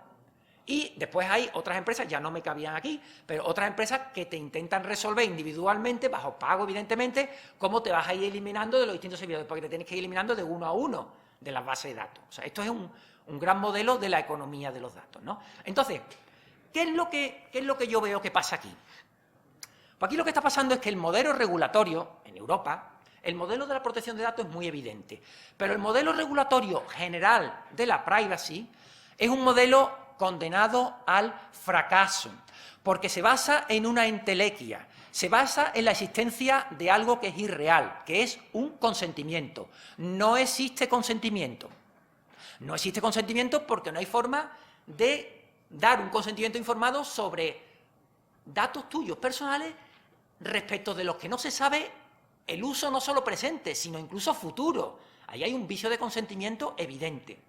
¿De acuerdo o no? Entonces, a eso se une otra capa importante, o sea, no voy a entrar en detalle, pero he desgranado entre el honor, intimidad, propia imagen y la protección de datos, la distinta valoración del consentimiento. Fijaos, he hecho una curva de la pérdida de importancia del consentimiento en las distintas legislaciones, en las 4 legislaciones principales, ¿de acuerdo? Esta curva es mentira, porque esta curva la he hecho yo intencionalmente deflactada. Os voy a enseñar la curva real. Todo es susceptible de empeorar. Aquí lo tenéis. El consentimiento no se tiene en cuenta. No se tiene en cuenta. ¿De acuerdo? O sea, es mentira. La teoría contractual de la privacy, de la protección a la privacy basada en el consentimiento, es falsa. Los cimientos son imposibles. La ley de protección a la intimidad personal, familiar, propia imagen española fue un auténtico fracaso. Nadie otorga consentimiento. Entonces, claro, el tema es, fijaos, bueno, vamos a ver, después, claro, como los profesores de universidad somos gente que tenemos mucho tiempo libre, no cobramos mucho y nos pasan estas cosas con los... pero tenemos mucho tiempo libre, entonces me he puesto a jugar. Y me he puesto a jugar modelos matemáticos. Entonces, fijaos, qué cosa más curiosa. He cogido las 20 normas, incluyendo las normas comunitarias. Antes había cogido 2, pero ahora he cogido 20 normas principales. Las de los coches autónomos, todo este tipo de tonterías, ¿vale o no? Y ahora me he dado cuenta que la pérdida del consentimiento es más importante en la legislación de datos general, pero la legislación sectorial se mantiene. Parece que el legislador comunitario no quiere todavía pegarle el rejón de muerte al consentimiento. Aunque, repito, la teoría del consentimiento no tiene ya sentido. O sea, el contractualismo en la regulación del privacy, en el momento que tú lo enfrentas a la inteligencia artificial, está condenado al fracaso. Pero os voy a explicar por qué. Porque recordad la diapositiva que presentó Juan Antonio Carrillo. ¿Os acordáis de esa diapositiva que dijo el año 2020-2021? Vamos a retomarlo ahí. La Unión Europea hizo ese análisis, hizo esa estrategia de inteligencia artificial y se dio cuenta que estábamos haciendo el tonto. Se dio cuenta que estábamos condenados a quedarnos fuera de juego. Y entonces, a partir de ese momento, empieza a inventar mecanismos para desmontar la teoría contractual. Y esos mecanismos son muy subrepticios, porque esos mecanismos comienzan con el artículo 6, que si os fijáis tiene el artículo 6 del Reglamento 2016 y de la norma española de transposición del 2018, ¿de acuerdo? Hay 5 excepciones, pero son varias excepciones. Después de eso, ¿qué se han inventado? Después de eso se han inventado todos los conceptos nuevos, que ahí los tenéis: cesión, compartición, reutilización, circulación, puesta a disposición, caramba. Eso sí que son conceptos jurídicos indeterminados de los que hablábamos en la primera mesa, ¿de acuerdo? Pero no se queda ahí, es que el Gobierno facilita el ofrecimiento de datos. O sea, es que la economía funciona con datos. La economía funciona con datos. Es imposible mantener la privacidad desde un punto de vista contractual. Pues lo acaba de decir Ricard Martínez. Es que no podemos estar todo el tiempo dando clic. Además, ese clic, repito, ese clic no es como dicen los ingleses, un meeting of the minds. Porque tú no sabes a qué consientes. Y, por supuesto, el consentimiento ha venido la excepción. Él hablaba de los espacios de datos. Hay 14 espacios de datos europeos. Ahí el consentimiento brilla por su ausencia. ¿Eso qué implica para los juristas? Bueno, no voy a entrar. Hay unas cosas muy interesantes, ¿no? La asimetría del poder entre las grandes empresas. Esas empresas están sacando, fijaos, el tío este en su casa, en zapatillas, con 2 ordenadores baratos, genera el tío en un año $1,5 millones. Claro, como es tonto, va y se lo roban, ¿vale o no? Pero bueno, el tío ha tenido que quedarse con el dinero, porque en la cuenta de Nueva York solo tenía $30.000. ¿Dónde está el dinero? ¿Vale o no? Jericho Company. Bueno, entonces, claro, repito, como los profesores de universidad somos gente que nos gusta jugar mucho, pues entonces he cogido, digo, bueno, vamos a ver, si la teoría contractual no nos sirve para regular la privacy y la inteligencia artificial, porque es un choque de trenes, ¿a qué acudimos? Bueno, pues vamos a acudir. Vamos a pensarlo. Vamos a volver a la única publicación que existía sobre la protección al honor, esta es de 1957, hasta la ley del 82. ¿Vale o no? Vamos a recurrir a la tesis extracontractualista. Entonces lo que he hecho es, esto es una cosa muy técnica que no tengo tiempo para explicarla aquí, pero lo publico pronto. Entonces lo que hago es utilizar teoría de los juegos. Porque claro, al ser contractualista, pues vamos a ver si podemos jugar. Y entonces he inventado una serie de parámetros que ya sabéis cómo se juegan con teoría de los juegos, el Game Theory. Esta es una de las metodologías que podía haber usado, pero esta es la que me ha dado mejor resultado. Para confirmar, y ya termino, pues fijaos, en esta teoría, pues he sido un poco malote. Os voy a decir por qué. Porque lo primero que he hecho, se lo dije ayer al representante de la Comisión Europea y me puso mala cara. Porque el primer juego que he hecho, sí, al Vincenzo, el primer juego que he hecho ha sido ¿qué incentivos tienen las compañías para no cumplir vuestras normas? ¿Vale o no? Bueno, pues aquí tenéis, bueno, entonces, ¿cómo se hace el juego? Primero se hace los incentivos para cumplir una ley, o sea, usuario, empresa, después meto los usuarios, aquí tenéis las estrategias, mayor protección de datos, aumento de confianza, BC, BCN, después tenéis para los usuarios, para la empresa, después tenéis los incentivos del legislador y aquí tenéis el resultado. ¿Cuál es el resultado? Pues el resultado se ve evidentemente cuando miras el óptimo de Pareto y cuando miras, fijaos, el Nash Equilibrium, aquí es menos 15 y 18, esto es una bestialidad, o sea, hay un incentivo brutal para no cumplir, o sea, que sigan publicando normas, que no nos escuchen, pero que no se van a cumplir, porque el incentivo es saltarse el Reglamento General de Protección de Datos, saltarse todo, a la piola, de 18 a menos 15, ¿de acuerdo o no? El óptimo de Pareto sería 12,8, o sea, sería la LN y la CR, que son las estrategias de leer y negociar términos y ofrecer control real al usuario. ¿De acuerdo? Esto es irreal. Como esto no se va a hacer, porque ni se van a leer ni negociar los términos, ni ofrecer control al usuario, la curva va a derivar hasta el menos 15, 18. O sea, va a derivar a aceptar términos sin leer, a ese que tiene un payoff para los usuarios de menos 15 y que tiene un payoff para las empresas de 18. ¿Veis o no? Ese va a ser el resultado. Pero bueno, esto ya es desagradable, porque oye, que la matemática te diga que no vamos a cumplir las normas, pero es que todo, repito, es susceptible de empeorar. Y ahora vais a ver por qué. Tesis, ya estoy terminando, un minuto más. Tesis contractual. La tesis, vamos a ver. ¿Llevaba razón Castantoveña y Castán Vázquez cuando decían que había que ir al 1902 y siguiente? Pues hoy se llevan la sorpresa, matemáticamente llevan razón. Esta es la tesis, hecho el análisis en la tesis contractualista, tesis de todo. Aquí lo tenéis, aquí tenéis la estrategia, aquí tenéis usuarios, empresas, aquí tenéis los payoffs, o sea, los resultados en cada una de las distintas estrategias. Y si os fijáis, vámonos a la última, ¿de acuerdo? Leer y negociar términos en la tesis contractualista para el usuario los payoffs son 12 y 12, y en la tesis de TORS, en la tesis de responsabilidad civil, estamos a 15 y 10. Moraleja, para este viaje no necesitábamos estas alforjas. ¿Lo veis o no? Qué bueno era Castán. Qué bueno era el Tribunal Supremo. Qué barbaridad. 10 de 10. ¿Vale? Bueno, y ahora, la última análisis.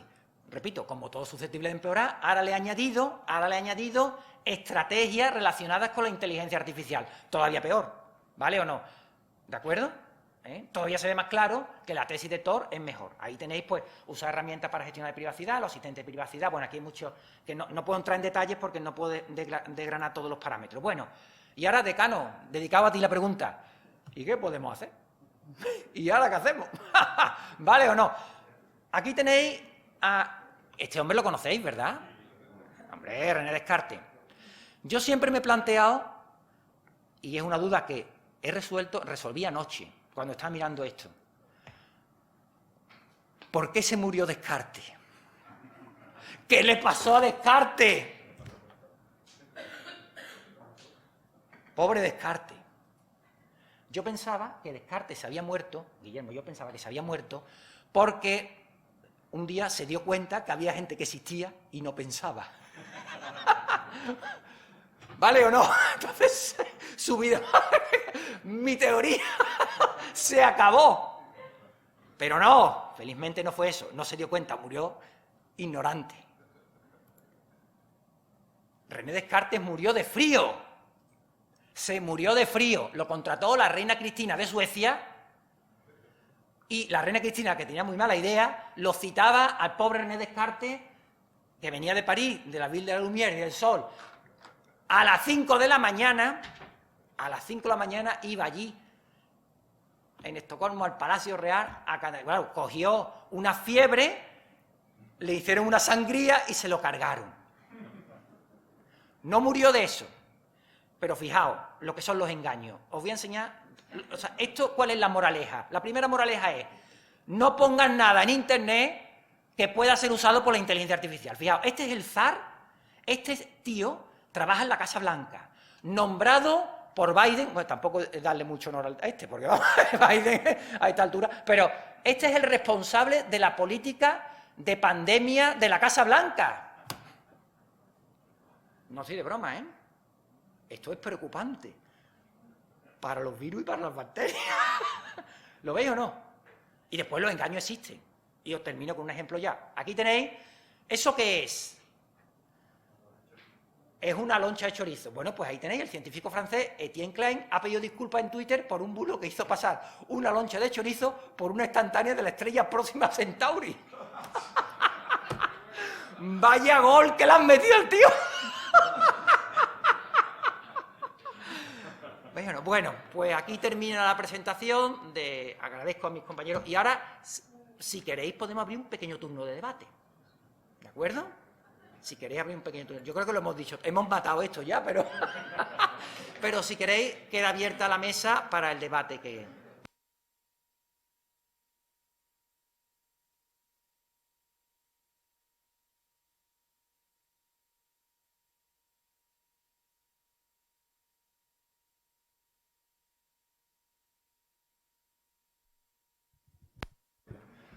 No hay nadie que haya tenido problemas con el banco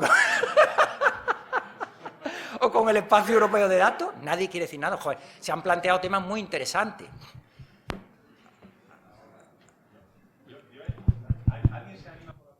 O sobre temas de la salud. Yo era sobre el tema de los...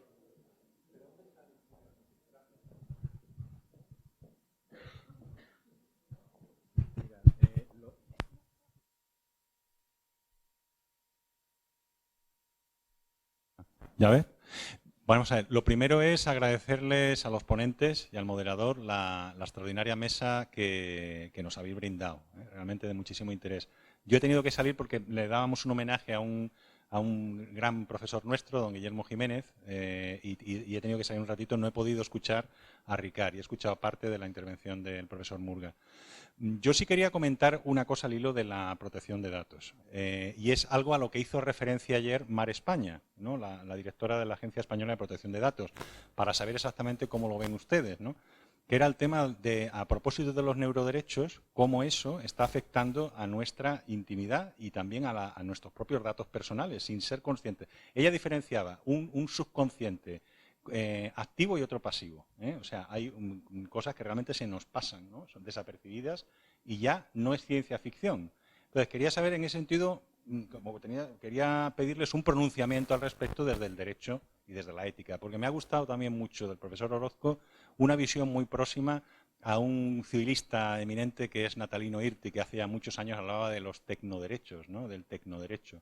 Y en eso el derecho civil, el derecho privado ha sido pionero, ¿no? En abordar todas las cuestiones éticas y jurídicas que afectan a este tiempo de las nuevas tecnologías, ¿no? De las tecnologías disruptivas. Muchas gracias. Si alguien de la mesa quiere... Yo puedo empezar primero, ¿no? Diciendo que, hombre, el tema de los neuroderechos es un tema de una extraordinaria importancia. Afecta a... El derecho al honor tiene dos partes, la parte interna y la parte externa. La parte externa es la reputación social que uno tiene y la segunda es la propia autoestima que tú tienes de ti mismo. Desde el momento en que un factor externo puede incidir sobre tu propia autoestima y te puede incluso, en un momento determinado, programarte la muerte, ¿de acuerdo? Pues es evidente que eso supone un daño, en España todavía no hemos llegado a la regulación, ¿no? Pero en Chile ya existe una norma, que además es de Juste. La norma de Chile es de Juste. Parece que Chile ha sido el modelo que ha seguido el globalismo para aprobar. O sea, han elegido a Chile, lo siento por ello, han elegido a Chile y Chile es el modelo que va avanzado en todo, ¿vale? Y es evidente que a ver, la conceptuación de los derechos de privacy completos es una conceptuación de derechos de la personalidad. Todo el mundo entiende esto, ¿no? O sea, estamos ante el artículo 10 de la Constitución, la dignidad humana, ¿vale? Y, bueno, lo decía Calderón de la Barca, ¿no? Que ponía en la boca del alcalde Zalamea, al rey la hacienda y la vida se han de dar, pero el honor es patrimonio del alma, y el alma es solo de Dios. Entonces, del momento en que tú interfieres respecto del aspecto interno del derecho al honor, estás entrando en una intromisión ilegítima perfectamente. La lista de intromisiones legítimas no es exhaustiva, lo ha dicho muchas veces la jurisprudencia suprema, ¿vale o no? Entonces, es evidente que eso es un problema. Y el tema es doble, desde el punto de vista del derecho civil. Primero, ¿cómo te defiendes? Y segundo, ¿cuál es el daño? Y cómo se calcula el daño. Y eso es una historia que está todavía por escribir. Yo, si me permite, recuerdo lo que decía el comisario Marcelino Oreja. Decía, en el mundo virtual es bueno y es malo, lo mismo que en el mundo real. Parece que la tecnología nos pide que creemos una nueva ética, como si no lleváramos años ya con una ética consolidada. Yo aquí aplicaría dos conceptos jurídicos indeterminados del civil. Antes habéis visto que he hablado de la buena fe. Yo hablaría, por un lado, del estado de necesidad. Es decir, si la condición o estado del sujeto que en la relación jurídica es física y anímicamente adecuada para saber interpretar y desempeñarse en una relación jurídica determinada. Y luego el segundo concepto que acordaron utilizó Gómez Benítez y algunos más cuando las famosas obligaciones subordinadas, aquel timo tan terrible que se hizo en España. Y él hablaba de la influencia indebida. Por tanto, toda influencia indebida, que también está un poco en la directiva de prácticas comerciales abusivas, y significa que toda influencia indebida que se pueda hacer en la esfera personal, patrimonial o física del sujeto, ¿vale? Desde que las grandes superficies utilizan energía estática en el suelo para que vayan más despacio, te cambian la posición de los estantes para desorientarte, que el carrito gire mejor hacia adentro que hacia afuera. Todo eso está estudiado. Y eso son influencias indebidas. Y por tanto no hay que ir a buscar, ya teníamos. El problema, y Ricard se acordará, hace poco cuando yo estuve en Valencia, había un grupo de técnicos que nos preguntaban, pero bueno, ¿cuál es el camino? Y yo les ponía de relieve aquella frase del gato de Cheshire en el libro de Alicia del País de las Maravillas. Cuando Alicia le pregunta, ¿cuál es el camino correcto? ¿Qué camino debo tomar? Y él le dice, depende de dónde quieras ir. Y yo le decía a los tecnólogos, decidnos dónde queréis ir y los juristas os podremos decir cuál es el camino correcto. Pero yo siempre estas cosas y estos debates los termino con una imagen que no olvidaré del cine. En la primera de Alien, la primera película de Alien, ellos descubren que el robot ha introducido al monstruo porque la compañía dueña de la nave estaba dispuesta a sacrificarlos con tal de traer a ese monstruo como arma. Y entonces, pues bueno, como lo habían destruido porque los ha traicionado, pues al final los pobres desesperados lo reconstruyen, lo reconectan y le dicen, bueno, pero ¿qué podemos hacer? Y les dice, no tenéis ninguna oportunidad, pero contáis con toda mi simpatía. Yo sí, ¿se me escucha? Sí, muy rápidamente. Yo creo que hay un viejo camino que ya recorrimos, que es el de la genómica, el de la investigación genética. Y hay que recordar esa materia. ¿Por qué? Porque los neuroderechos surgen como respuesta a los resultados de un proyecto de investigación de amplio alcance internacional que se llama BRAIN. La idea básica es mapear nuestro cerebro y ser capaces de atender a las enfermedades mentales, ser capaces de tener un mayor conocimiento sobre nuestra mecánica cerebral y sobre nuestros mapas neuronales. Por tanto, al igual que ocurre con la genética, la cuestión es una cuestión de definir correctamente qué es aquí el bien común, qué es la investigación, qué es la salud, y entender que esto presenta múltiples dimensiones. En primer lugar, para que aplique y se apliquen las tecnologías propias de los neuroderechos, hay que acudir a una vieja categoría, y es la intimidad del sujeto como invasión de su propio cuerpo. Porque si no te conectan, si no te miden... otra cosa es el análisis comportamental que ya tenemos en redes, pero aquí estamos hablando de analizar tu cerebro. Por tanto, hay una primera esfera de protección del sujeto. Hay una segunda dimensión que tiene que ver con toda la información que podemos obtener de un sujeto en relación con su vida privada, con sus actitudes. Pero hay una tercera dimensión que yo creo que abre un mundo o un escenario inmenso para los civilistas y para los constitucionalistas, que es el concepto de identidad.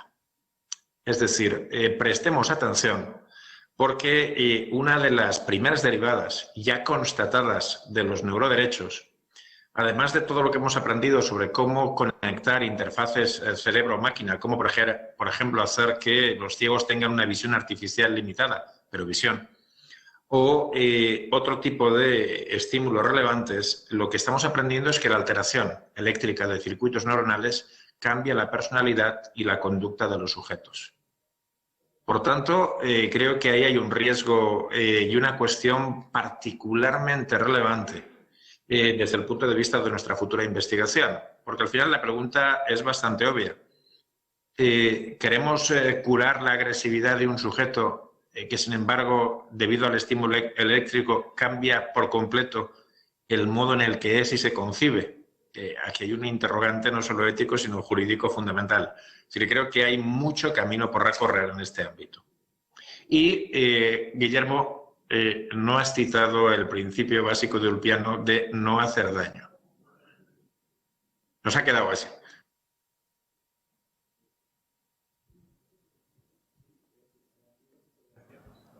Sí.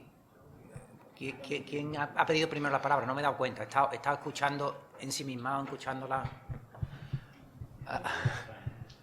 Venga, Guillermo Cerdeira, venga. No, un poco me veo obligado como representante del área de civil para daros la enhorabuena a los 3 ponentes y al 4º ponente también que se ha incorporado, que han sido 4 ponencias. Y doblemente mi enhorabuena a Juan Pablo Murga por haber obtenido el préstamo. Yo creo que el aplauso iba incluido también la alegría de esa concesión. Yo iba un poco a discrepar con mi colega Adame, sabiendo que él es un experto en la materia, pero mi ignorancia es lo que tiene, la imprudencia. Yo lo que tú has expuesto, es verdad que me parece un viaje que no necesita tanta alforja, pero en el fondo no revela nada nuevo.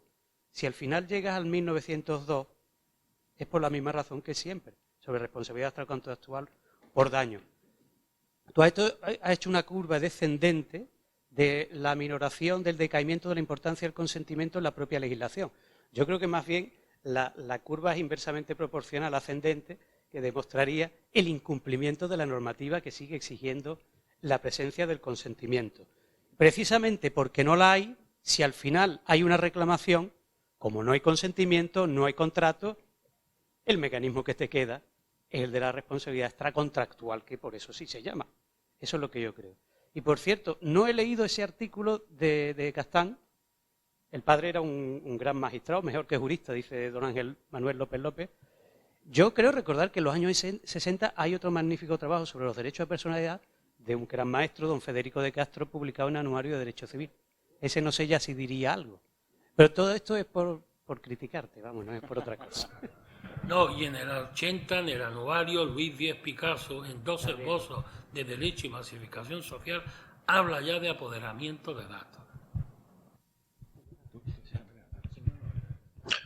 ¿Me permitís desde la distancia una pequeña acotación?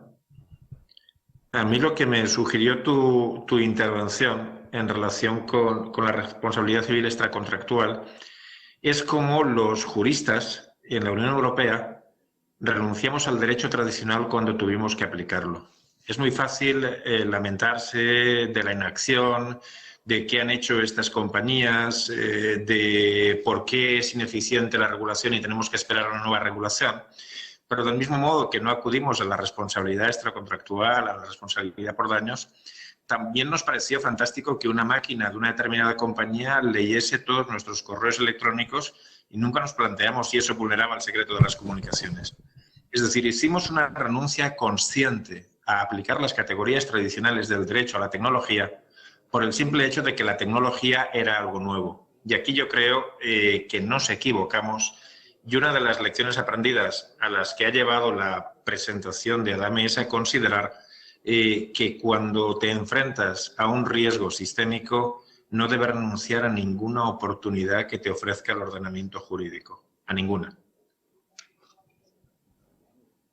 Efectivamente, así es, así lo estamos comentando nosotros, Guillermo, efectivamente. ¿Más dudas? Sí. Bueno, enhorabuena a la mesa, profesores, ha sido maravilloso escucharos. Me ha invitado el profesor Miguel Ángel Adame a intervenir, porque yo me dedico al derecho sanitario, soy abogado del Consejo, letrado del Consejo Andaluz de Colegios de Médicos, y aunque es verdad que tenemos una duda ahí, y bueno, yo constantemente estamos estudiando el tema de derecho sanitario, ¿no?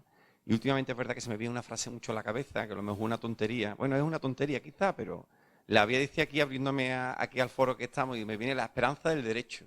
Estoy diciendo la esperanza del derecho con un doble simbolismo, ¿no? Me viene como la esperanza en el sentido positivo, ¿no? Que hay una buena regulación, aparentemente se está desarrollando todo de una manera adecuada, correcta, se está regulando todo, pero es verdad que queda todo un poco ahí como con mucha fuga, da la sensación de que hay mucha fuga. Y en este tema de los datos sanitarios, es cierto que ese próximo reglamento del Espacio Europeo de Datos Sanitarios, con el tema de la pseudonimización de datos, deja lo regula, con lo cual da una sensación de seguridad, pero deja una fuga absoluta, un aperturismo absoluto al final a las manos del que la quiera usar. Igual que ocurre con el uso primario de datos, que es el uso para asistencia sanitaria, también queda abierto, lo cual es muy positivo, lo dijo el otro día aquí la profesora Mara España, la directora de la agencia, pero entra ¿quién garantiza ese acceso de datos en otros países? Se supone que hay una normativa armonizada de protección de datos, de ámbito sanitario, pero ¿quién dice que un señor voy a decir un país de los punteros, Francia, no accede a mi historia clínica por una curiosidad? ¿Quién va a controlar eso? ¿Quién sabe que ha accedido? Supuestamente está penalizado, tanto por ámbito administrativo como penalmente, el acceso indebido a una historia clínica por vulneración del secreto profesional. Pero ¿quién controla eso? Es decir, hay una normativa que da seguridad, pero te quedas un poco en eso, en la esperanza del derecho. Y sobre todo el tema de la pseudonimización de datos, el descontrol absoluto que puede haber ahí, bajo esa apariencia de seguridad, pero realmente se puede hacer lo que uno quiera, o eso es lo que yo pienso. No sé qué opinión tiene la mesa. Muchas gracias. Pues si me permitís, por alusiones y especialidad, trataré de ser rápido porque la respuesta es compleja. En cuanto a usos primarios, vamos a una historia europea, una historia clínica europea normalizada, es decir, con unas condiciones de diseño, de implementación, de verificación y control del software y de control sobre los usos. Es decir, no vamos, si caminamos hacia algún territorio, es hacia el territorio de lo español, al que ya conocemos aquí. Por tanto, desde ese punto de vista, lo que va a suceder es justo lo que ahora no pasa. Y lo que ahora no pasa es que es imposible controlar qué está sucediendo en las historias clínicas, especialmente en países donde la atención primaria y de especialidades se confía en entornos descentralizados, no hay centros de salud, hay empresas privadas con sistemas de reembolso. Eso cambia a través de historias clínicas normalizadas y sujetas a control. Creo que ahí mejoramos. En segundo lugar, el Espacio Europeo de Datos de Salud apuesta por la anonimización por defecto. La pseudonimización solo será posible cuando se invoque una causa justificada y la norma, en ese sentido, además, se españoliza. Es decir, el marco de funcionamiento va a ser muy parecido al que tenemos ya en la disposición adicional 17ª y es un marco altamente intuitivo y controlado. Para empezar, los usos no son todos los que tú quieras. Son los usos secundarios admitidos por el artículo 34. Segundo, van a haber unas autoridades administrativas independientes, los organismos de acceso a datos, que van a controlar todo el sistema y van a garantizar las condiciones de reutilización incluso dentro de sus propios ecosistemas de tratamiento, que en nuestro caso seguramente será el Espacio Nacional de Datos de Salud. Y además, los procedimientos de concesión de acceso son tasados a través de lo que se llama un permiso de acceso a datos, con reglas muy precisas y controladas en cuanto a lo que el usuario puede y no puede hacer, y en entornos que se definen como entornos de procesamiento seguros, los Secure Processing Environments, donde las condiciones y garantías de control y de trazabilidad son máximas. Es decir, se genera un ecosistema cerrado que, como todo, puede tener sus errores, puede tener sus problemáticas, pero que en principio es altamente garantista y altamente protector en todos sus procedimientos. Por último, respecto del paciente, y como en la última versión acordada por los Estados y los demás intervinientes en trílogos, se ha establecido una cautela adicional como garantía de los pacientes. Y es que en todos aquellos casos en los que ahora vamos a una reutilización de datos para fines secundarios sin consentimiento, los Estados regularán la forma de ejercer el opt-in out. Es decir, cualquier paciente tendrá la oportunidad desde cero de ser excluido de cualquier explotación de datos que vaya a ser utilizado para los fines del European Health Data Space. Con lo que, en principio, el mayor riesgo sistémico, de hecho, para la investigación en salud es que una campaña de promoción del opt-in out te deje sin datos. Sí, simplemente un par de apreciaciones sobre la intervención del profesor Adame, que me ha parecido una intervención provocadora, como deben ser las intervenciones para concluir una mesa como la que hemos tenido en esta mañana. Dos cuestiones. En primer lugar, el papel que juega el consentimiento. A veces se olvida que en la normativa sobre protección de datos hay dos grandes pilares que son sobre los que pivota toda la regulación. Por una parte tenemos el derecho a la protección de datos personales, que se cifra desde las categorías civilistas o iusprivatistas en un poder de disposición sobre esos datos, pero no olvidemos que un segundo pilar es la libre circulación de los datos dentro del mercado europeo. Y cuando se ponen en confrontación, y la regulación así lo demuestra, prevalece la libre circulación. Prueba de ello es qué sucede cuando retiramos el consentimiento. El propio reglamento nos dice que nada afecta a la licitud del tratamiento que se hubiera llevado a cabo. Es decir, que una vez que ya hemos consentido y el dato está en el universo digital, ya perdemos mucho control. Eso por una parte. Y en segunda... Eso es el artículo 13.1 del reglamento. Efectivamente. Es el robot de Ali. Y en segundo lugar, la cuestión de la responsabilidad civil extracontractual. Hay una cuestión que puede parecer una obviedad, pero yo creo que no siempre se enfatiza con la suficiente intensidad, y es la delimitación de lo que es responsabilidad puramente administrativa, que viene dada por el hecho de que la autoridad de control determine que efectivamente has incumplido con las exigencias legales determinadas en la normativa sobre protección de datos. Cuando te sanciona la Agencia Española de Protección de Datos estamos hablando de responsabilidad administrativa. Y otra cuestión distinta es la responsabilidad civil que puede reclamar el interesado. A veces cuando denunciamos ante la autoridad de control y se le impone una sanción, el interesado se frota las manos. Fíjate qué sanción, eso va a parar a las arcas públicas, y si usted quiere reclamar y ver algún céntimo, tendrá que acudir a la responsabilidad civil. Y ahí, en el contexto de las operaciones de evaluación de solvencia a las que me he referido, entra en juego la Ley Orgánica de Protección Civil del Honor, Intimidad y Propia Imagen. Casi todas las reclamaciones que llegan a la Sala Primera del Tribunal Supremo se canalizan a través de esa ley, en la medida que la protección de datos es un derecho instrumental donde la vulneración de la protección de datos suele llevar aparejada una correlativa vulneración de otros derechos fundamentales conexos, como puede ser la intimidad o el honor. Esa es la vía para articular y vehicular la solicitud de una responsabilidad. El artículo 82, además del reglamento, alude específicamente a esa responsabilidad civil que necesariamente es extracontractual. Necesariamente es extracontractual. Y eso al margen de que el tratamiento encuentre como base de legitimación el consentimiento o cualquier otra base de legitimación. Creo que es importante delimitar esos dos ámbitos de la responsabilidad, porque en lo que atiene a la responsabilidad civil, a mi juicio, indudablemente, y sobre la base del artículo 82, es de naturaleza extracontractual. Y el artículo 9 de la Ley Orgánica de Protección a la Intimidad Personal y Familiar es un artículo, el artículo 9 está basado en el esquema de la responsabilidad civil extracontractual. Ciertamente. España, bueno, ya para terminar, una observación, ya que como empecemos los profesores a hablar, esto no se va a terminar nunca, pero es verdad que España carece, porque en Estados Unidos lo que se está haciendo para... Yo que tengo colegiación en Nueva York y estudié la carrera en Estados Unidos, para mí es una jurisdicción muy conocida, evidentemente. Yo ejerzo en Nueva York. En Estados Unidos lo que se está haciendo son las acciones de clase, y las acciones de clase son las que responden al torts, es el modelo típico. Entonces, es evidente, y hay varios tribunales de algunos circuitos ya federales, porque claro, un tribunal estatal no, pero un tribunal federal ya tiene un efecto en los circuitos.